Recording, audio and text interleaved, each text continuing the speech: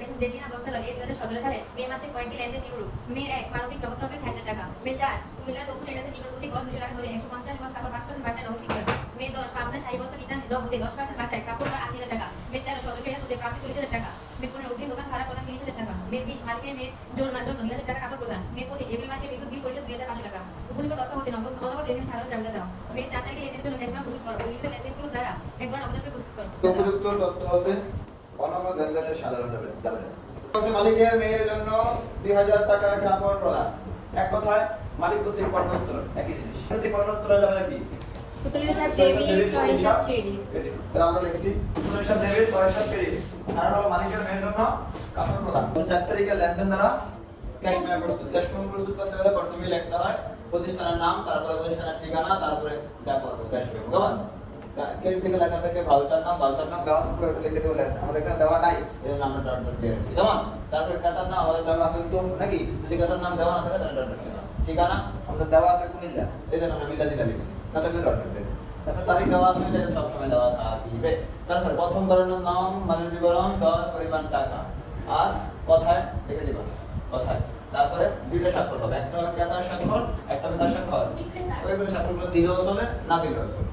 নিচে দেখে দিবা বিশেষ দ্রষ্টব্য, বিক্রিত মাল ফেরত দেওয়া হয় না। এবার অঙ্কে আসে। কুমিল্লার তবু ট্রেডার্সের নিকট প্রতি গজ 200 টাকা ধরে 150 গজ কাপড় 5% বাটায় নগদে বিক্রয়। তাহলে বিবরণ দেব কাপড় বিক্রয়। দর ছিল কত? 200, পরিমাণ হলো 150। এটাকে এটাতে গুণ দিলে যা পাই এটা হলো টাকার পরিমাণ। তার থেকে বাদ দেব বাটটা কত? 1500, 1500। 1500 কোথায় পেলাম? ওই যে 30,000 টাকা।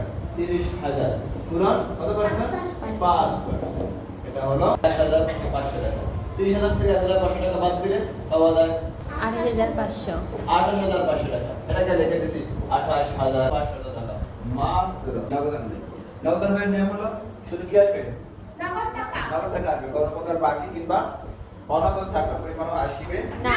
নগদান হিসাব যদি আমরা করি, সেটা নগদ টাকাটা যদি ডেবিট হয় আমরা টাকার পরিমাণটা ডেবিট থেকে লিখব। নগদ টাকাটা যদি ক্রেডিট হয় তাহলে টাকার পরিমাণটা ক্রেডিট থেকে লিখব। তবে বিবরণ করে বিপরীত নাম লিখব। ঠিক আছে?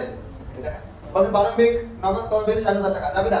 নগদ হিসাব ডেবিট, নগদ হিসাব ক্রেডিট। এজন্য আমরা ডেবিট থেকে লিখছি। তাহলে নাম 60,000 টাকা। মূলধন প্রথমে লিখতে হয়, এজন্য ফাইনান্স বি ঠিক আছে? এক তারিখ।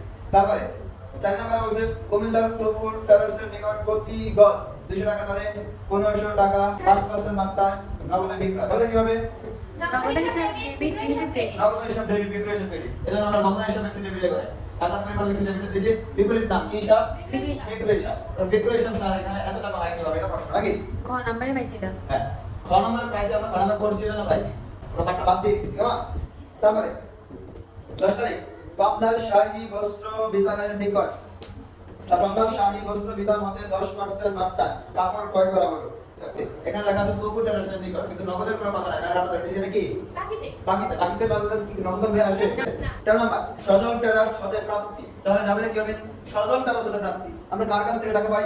দেনাদারের কাছ থেকে। তাহলে যাবে কি হবে? নগদের হিসাব ডেবিট, দেনাদারের হিসাব ক্রেডিট। নগদের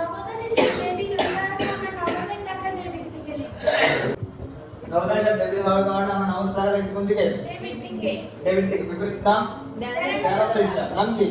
দেনদেন সদল দেনাদারের হিসাব লিখলেও চলবে বা সজল হিসাব লিখে দিলেও চলবে। অগ্রিম দোকান ভাড়া প্রদান। অগ্রিম ভাড়া হিসাব ডেবিট। বিপরীত নাম কি? নগদ হিসাব। তাহলে নগদ হিসাব ক্রেডিট হওয়ার কারণে টাকার উপর লিখছি ক্রেডিট দিকে, বিপরীত নাম অগ্রিম ভাড়া। তারপরে 20 তারিখ এপ্রিল মাসের বিদ্যুৎ বিল পরিশোধ 2,500 টাকা। যাবে কি? বিদ্যুৎ বিল হিসাব ডেবিট, নগদ হিসাব ক্রেডিট। নগদ হিসাব ক্রেডিট। নগদ হিসাব ক্রেডিট হওয়ার কারণে টাকার পরিমাণ লিখছি ক্রেডিট দিকে, বিপরীত নাম বিদ্যুৎ বিল হিসাব। এখন দুই দিকে যোগ করলে ডান দিকের যোগফল বেশি হয় না? কত হয়? 1,28,500। যে দিকেরটা বেশি হয় তার বিপরীত দিকে ডেবিট কলামের টাকা বেশি হওয়ার কারণে আমরা ওই টাকা ক্রেডিট দিকে লিখে দিয়েছি নাকি? লেখার পরে আসলে ক্রেডিটের টাকা কি এত হয়? না হলে যে পরিমাণ ব্যবধান হয়, এই টাকা থেকে এটা যোগফল বিয়োগ দিলে যে পরিমাণ ব্যবধান পাওয়া যায় এটার নাম হলো ব্যালেন্স সিডি। Balance CD. এই বছরের ব্যালেন্স সিডিটা হয় প্রতি মাসের শেষ তারিখে। প্রতি মাসের শেষ তারিখে হয় ব্যালেন্স সিডি। রানিং মাসের ব্যালেন্স সিডিটা হলো পরবর্তী মাসের ব্যালেন্স বিডি। যাবে। তাহলে যোগফলটা নিচে ক্লোজ করা যাবে, ব্যালেন্স বিডিং নিচে ক্লোজ করা যাবে না। যাবে না।